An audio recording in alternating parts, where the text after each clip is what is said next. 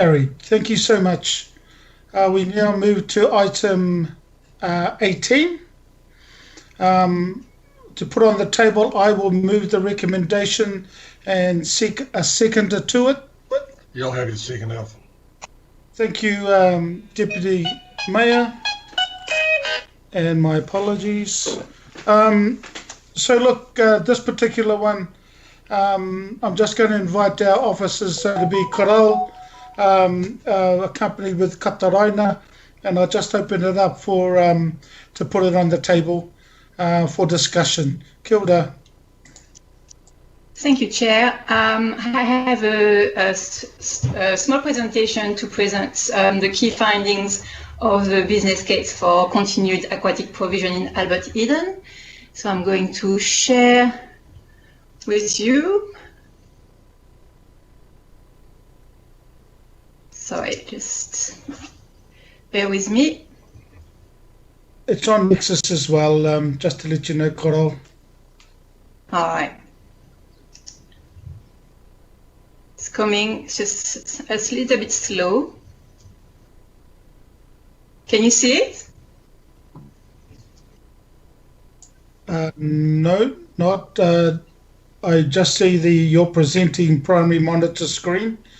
Yeah. I can see the PowerPoint behind, I think. I'm not too sure. Okay. Sorry.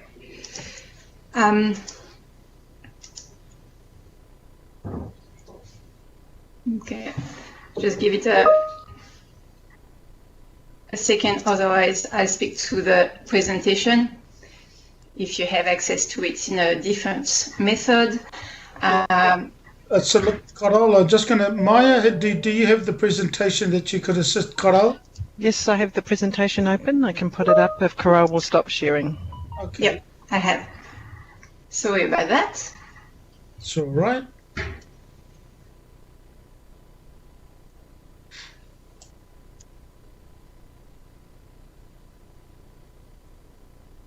And it's ready to go.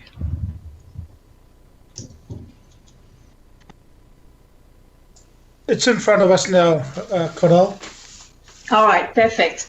So I'll get started. I know it's your last item, and I'm sure many members are keen to get going.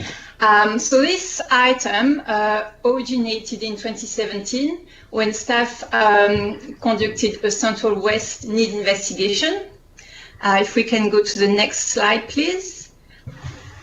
The key findings regarding to aquatics were that there was a gap in provision around FO, and consequently the governing body agreed to a new aquatic center in FO, which is likely to be located around Avondale and scheduled to open in 2017-28 based on the LTP. The second conclusion from the needs investigation was that there was a need for ongoing aquatic provision in Albert Eden.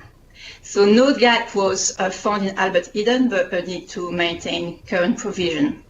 So the reason that you have an indicative business case in front of you for this area around aquatics is because the framework agreement for Mount Albert Aquatic Centre requires Auckland Council to investigate this matter or to continue to provide aquatic services in the area. Next, please. So staff has developed an indicative business case, and we have looked at 5 options, which are presented in front of you. So I'll go very quickly through them. So the first one is a status quo, continuing aquatic provision at the current facility.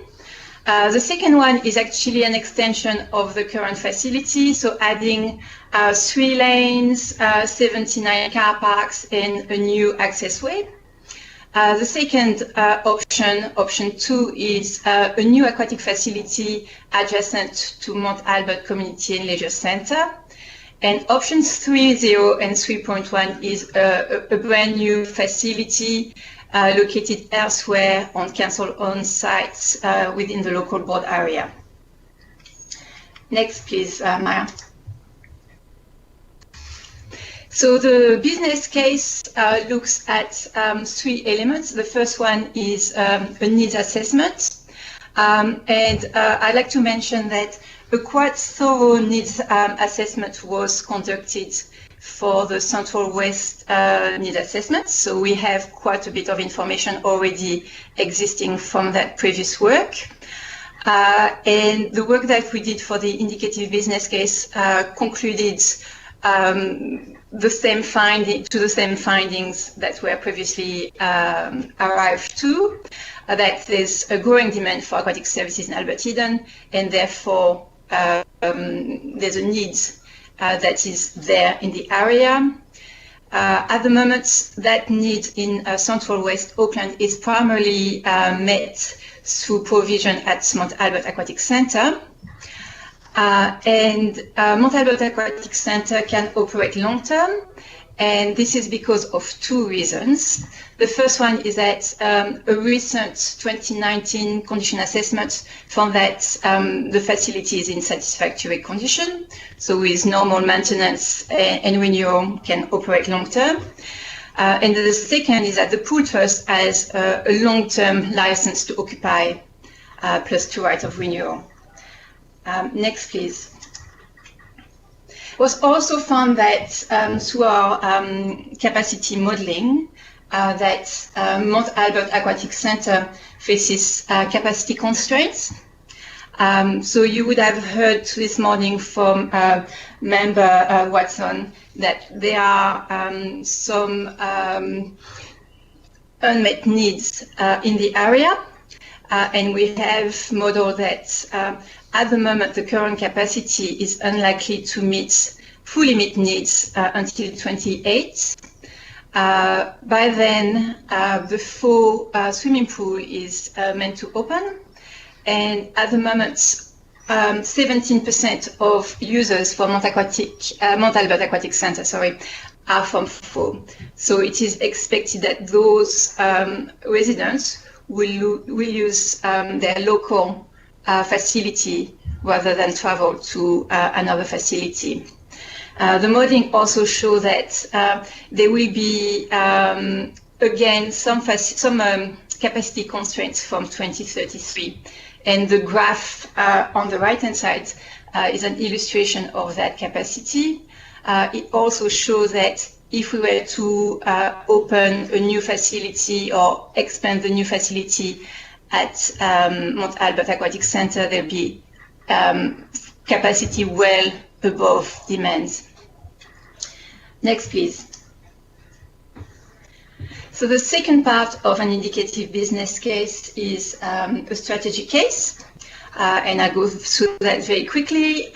So the investment proposal is to maintain aquatic services in the area, and that aligns with national and local strategic objectives and contributes to Auckland Plan outcomes, especially participation.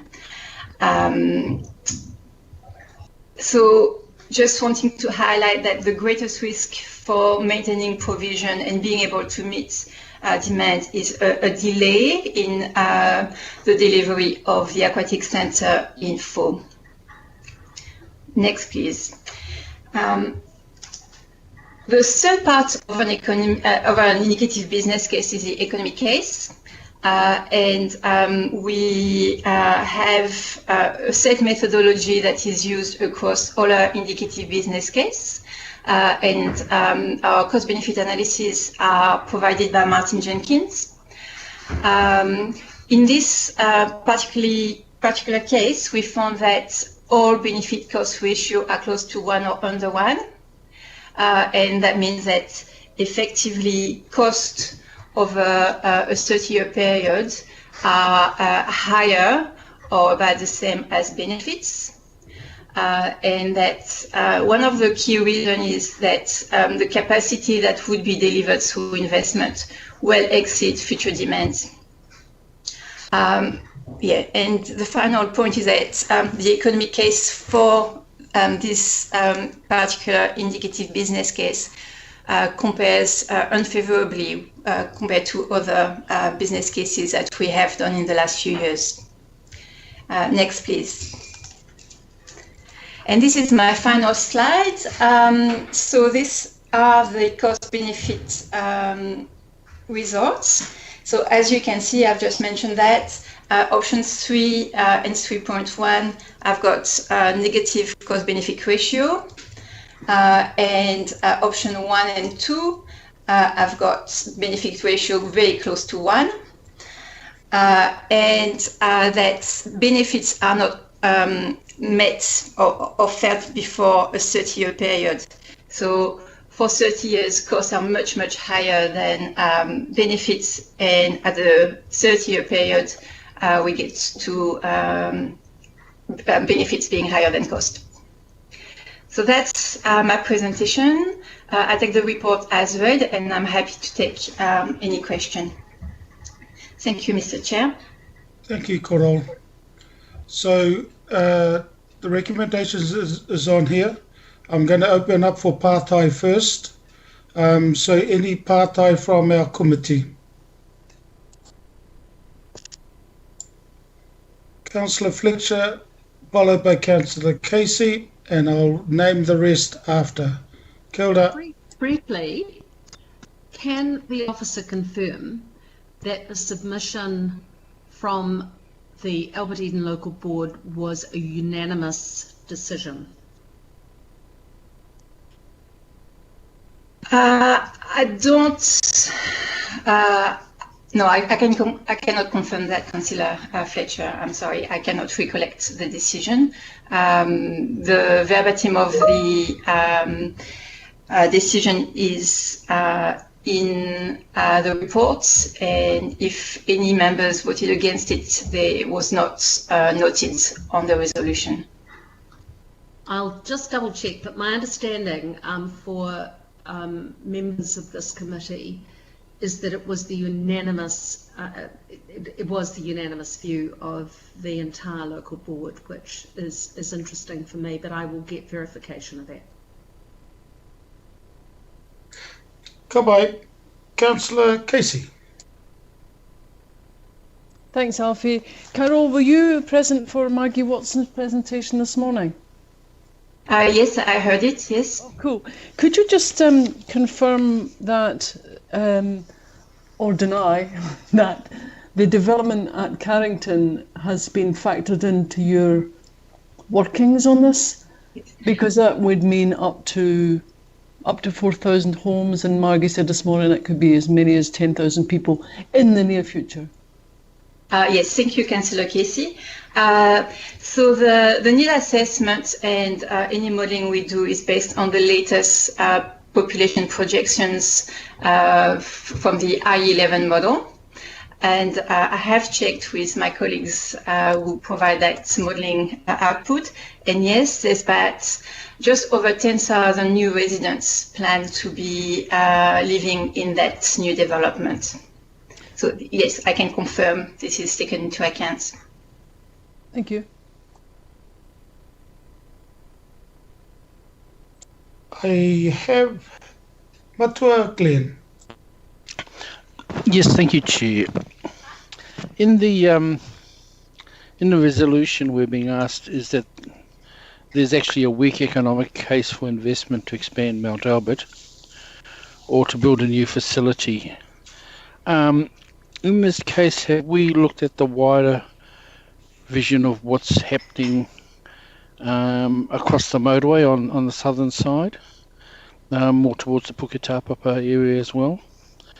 And my second question is, I noticed there's quite an emphasis on parking, when I thought the council or the Auckland Transport is actually trying to reduce parking.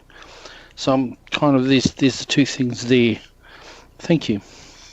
Yes, thank you, Member Wilcox. So in response to your first question, we look at the catchment of the aquatic facility.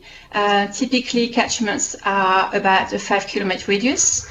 So we look at any planned development and population growth and changing in demographic characteristics across the catchment. Because the initial work was Central West, we also have a good understanding of the wider area. So we have taken into account development in that area. With response to your second question, the parking, the focus on car parking solution is very much driven by the Pool Trust. So the inclusion of new car parking in option 1 is a response to the problem statements that have been highlighted by the school and through the partnership. I hope that answers your question. Thank you.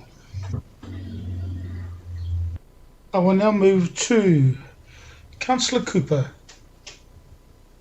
Sorry, I think I've had my question answered. I just want to make sure we're not spending the money we need for a pool out west. But we're not, so that's good. Thank you. Move to Councillor Coob and then His Worship the Mayor. Well, kia ora mātua. My question is around, kia ora, Carol. The local board brought to us, and it was unanimous, the Deputy Chair told us, in terms of their what they resolved on in their response in rejecting the indicative business case. And I understand their issues are around access, parking and capacity, and attachment B does go through the staff response to those issues. Obviously not all of them will be to the satisfaction of the local board, but a couple of them do seem to be a response, particularly around the access and the parking. So I'm just wondering, this is a question, well, first of all, the question is can you just clarify how the parking and the access, the safety, I think is how I understand it, around the access into the pool, is going to be addressed. And then, Mr. Chair, my question would be, I would have thought that we would want to note how those issues are being taken forward and that have been responded to, well, and what we're doing to respond to those issues that the local board has raised. Yes, thank you, Councillor Coombe.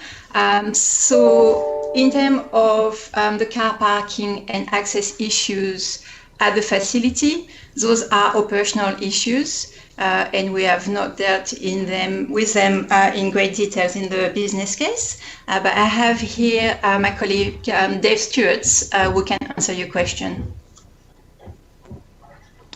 Kia ora koutou, and thanks, Carol.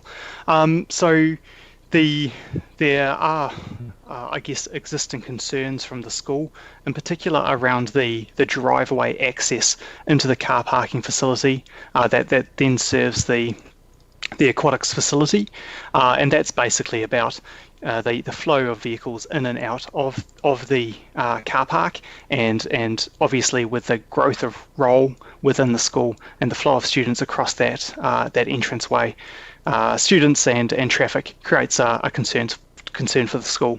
So as part of the framework agreement that we have between Auckland Council, the Pool Trust and the school, the question of alternative provision and whether or not there was the need for that is to be addressed first, which is this conversation that you're having at the moment. Following on from that is a work program to address the health and safety concerns. So we've been in regular conversation through the joint liaison group with both the school and with the trust around the plan to, I guess, address those concerns once we knew that the long-term provision was to continue to be at the site, at the school. So we have plans, and we will continue to come back to you on how we are seeking to address those concerns and make sure that the ongoing provision out of this facility is being managed in a safe way, and that we don't have any concerns around students and traffic being in the same place at the same time. Kia ora, Dave, appreciate that. But is there anything in the recommendations that say that is the process and how those issues are going to be addressed as part of the work program going forward, particularly around the health and safety? Councillor Coombe, can I just sort of add my little sixpence, and if Carol or Dave wants to sort of add, that's fine. That was one of the key conversations I had about a week ago with Dave, and that was the work that both Councillor Casey and I were doing around the health and safety of the students and the vehicles in the one place. The undertaking and commitment that I got from Dave, which I will hold depending on how we get on with this particular or the recommendations, is that that will be addressed definitely. I have no issue at all depending on how we get on with the substantive that's now on the table of ensuring that that's in here. But I have got the undertaking from Dave that from an operational perspective that will be addressed if depending again where we go with this. But look, I'm just going to wait until our part-time's finished, but that's definitely a conversation I've already had with Dave. And as I said, both Councillor Casey and I did a site visit with Auckland Transport, as well as a separate site visit with the principal and a member of the trust. Thank you, Mr. Chair. Appreciate it. And would you be willing to entertain an additional point that notes that ongoing work that you're progressing? Look, definitely open, but again, let's see what happens. Okay, I will tie her. Yeah. Chair, Councillor, through the chair, we just note resolution F of the report. So there is an existing note.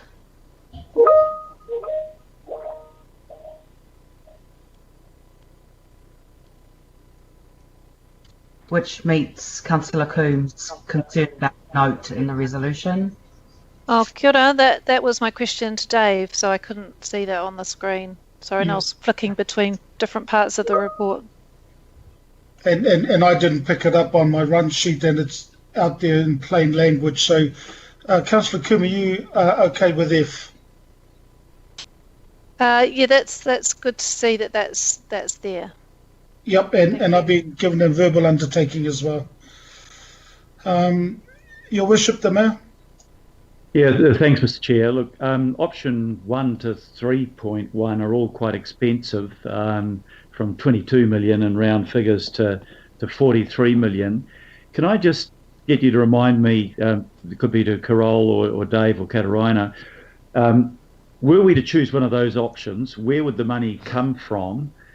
And is this effectively a zero-sum game, so that if we were putting more money into a pool that is existing but isn't ideal for the reasons set out by the local board, that might come at the expense of another pool or another community facility out of the same fund that the money is allocated from? Could I just get some clarification around that, please?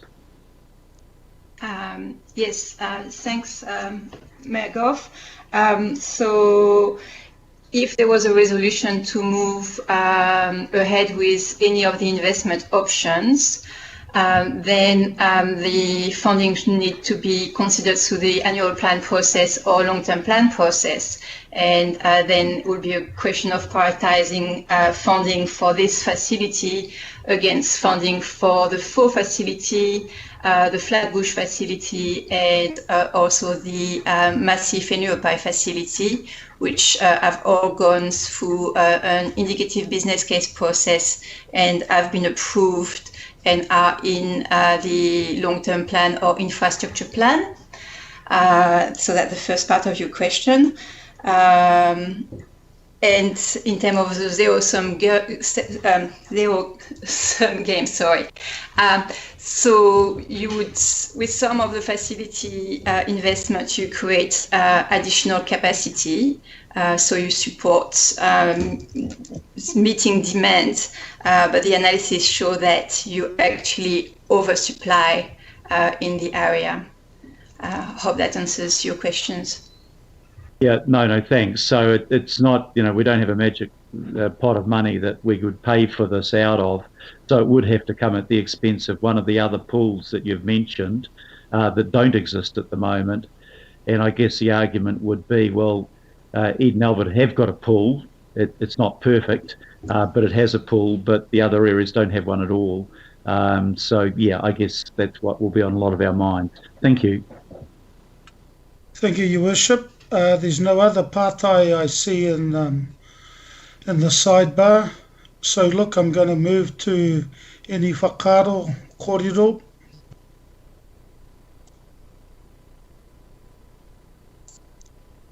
Three-second rule's gone.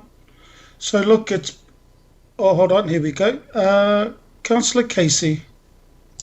Yeah, thanks, Alfie. I will be voting against this, and I'd just like to tell you the reasons for that. They're probably self-evident since I've been banging on about the Mount Albert Aquatic Centre for as long as I've been a councillor. So it is disappointing because there is an expectation from the people of Mount Albert who are looking to their local board members and their councillors for some relief, really, from the overcrowding, which is currently there. It's not something that's coming. If you're a swimmer, it's really hard to get swim time in Mount Albert. So that is a fact. Now, that's not a fact when the next 10,000 people come from the Carrington development or anything else that happens. And again, the Carrington development is something that I raise every time Eke Panuku come and talk to us about Transform and Unlock, because I think there's a huge population there that will use the Mount Albert facilities. And so that's always in the back of my mind. I heard what the Mayor said, be thankful for what you've got in these times. But I just think it's short-sighted not to plan into the future. I mean, we're virtually locking the door on this for another decade. And I know that the pressure will come on. And I think the staff said the biggest risk is if the full pool doesn't get built in time. No, I don't think that's the biggest risk at all. I think by 2028, the Mount Albert pool will almost be impossible to swim in because there'll be too many people there. That's my real belief. And so I couldn't possibly support doing nothing for the next 10 years. I just couldn't.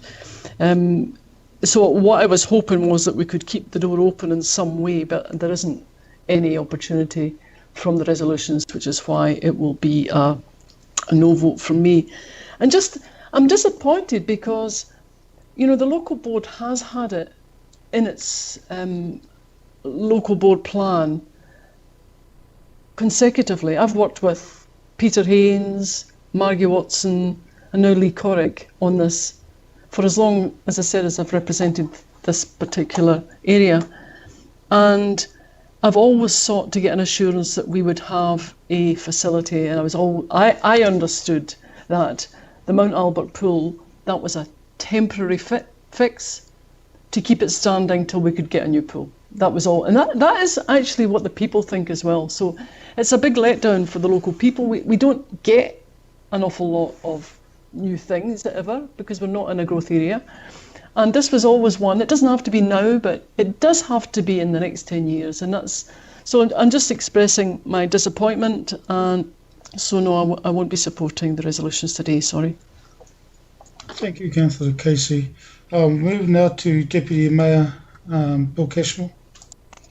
Thanks, Mr. Chairman. And Councillor Casey is absolutely correct, of course, because this has been on the books for a pool for Albert Eden for a long, long time, as have other facilities and other pools all over Auckland. So everyone's queuing up. Half the local boards want a new pool, new library, or a new sports centre.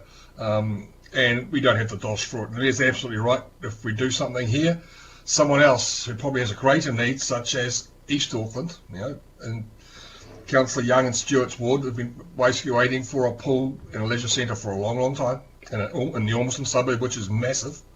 And the growth areas need to be supplied. I think the saving grace coming forward for the Albert Eden area is going to be the Auckland Light Rail project, which is slating for a massive amount of development, which, if we do a smart infrastructure funding model and development contributions, will help fund all these sorts of facilities, or parts of them thereof, going forward. So I'm going to be supporting these recommendations put forward by yourself, Mr. Chair, because there are other areas of greater need at this point in time. Thank you, Deputy Mayor. Move to Councillor Fletcher. Kia ora, Chair, and I apologise in advance if I cut it out. I've got connectivity problems, and unfortunately, I can't use Nexus and this program Skype at the same time, so I haven't got everything in front of me. May I firstly send my condolences to the chair of the local board. Her father-in-law died, and that is why she was unable to be with us for the presentation this morning. But I do want to confirm that it is the unanimous view of that local board that the support for the submission that they made.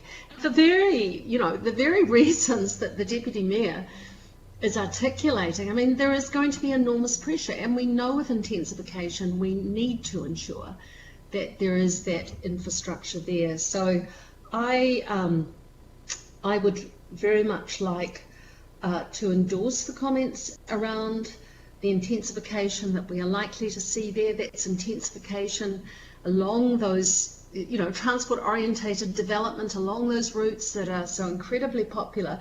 But despite the fact that Councillor Coombs and others are looking and understanding of the need for upgrading some of the facilities, of the existing facilities, I'm actually with Councillor Casey on this, insofar as we do need to be planning and looking ahead. It's pretty limiting if we're just looking over the next 3 years. So I can't support the recommendations today, and I hope that this can be reviewed if it is supported today, and we can actually go back to looking at what the likely pressure will be on that area.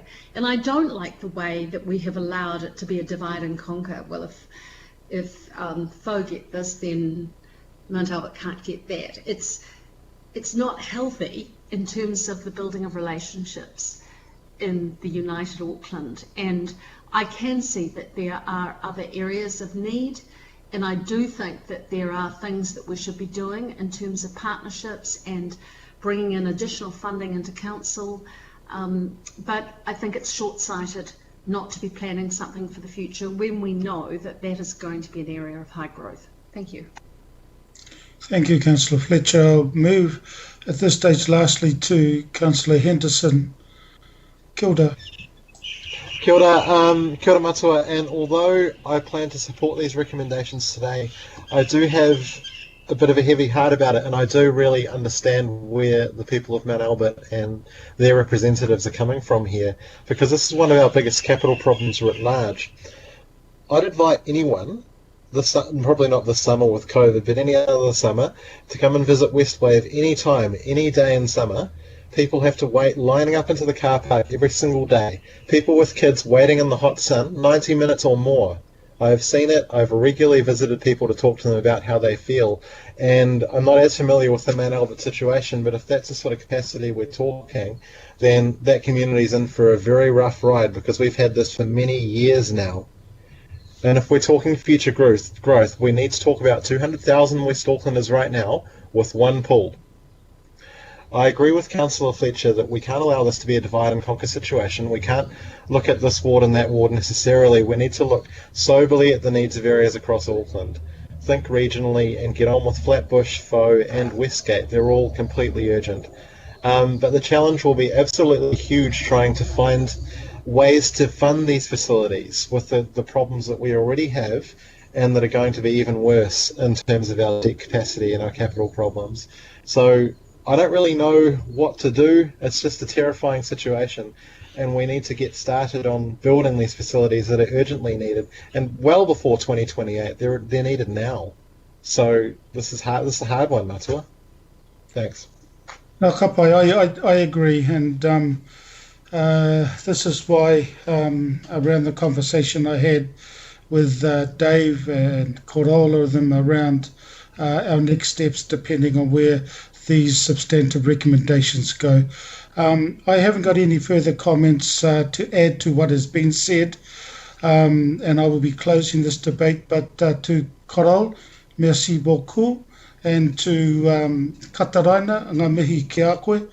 Thank you so much for the work. I know that would have been difficult as well, knowing the passion that both Councillor Casey and Fletcher and others, but more importantly, the local board have in regards to the aquatic facilities in their area. So look, thank you so much. I'm going to by division, Mr. Chairman. No problems at all, by division.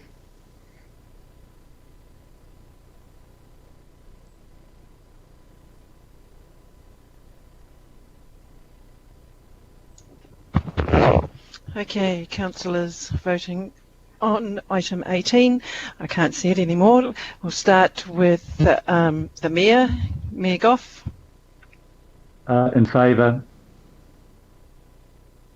Deputy Mayor Cashmore. Aye. Chair Philippa.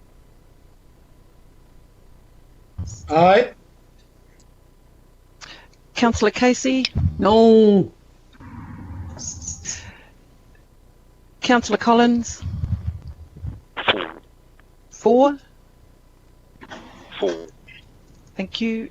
Councillor Coombe. Aye. Councillor Cooper. 4. Sorry, Councillor Bartley. Councillor Bartley is online. Yep. 4. Thank you. Councillor Dalton. 4. Councillor Fletcher. Against. Councillor Henderson. 4. IMSB member Kake.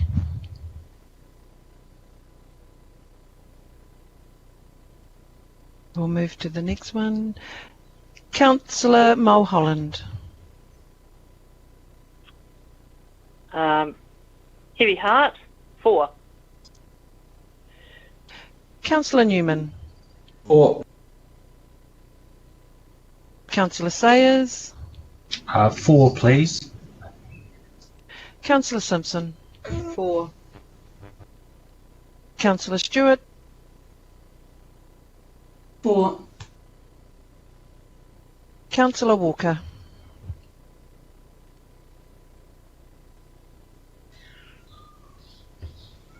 Councillor Walker? No. Councillor Watson. Yes. IMSB member Wilcox. Aye. Councillor Young. 4. Thank you. Can we scroll up, please? Thank you. So that's carried 17 votes to 2. Thank you, Chair. Thank you, Maya. So that's carried, and we'll now move to item 19, consideration of extraordinary business. There was none.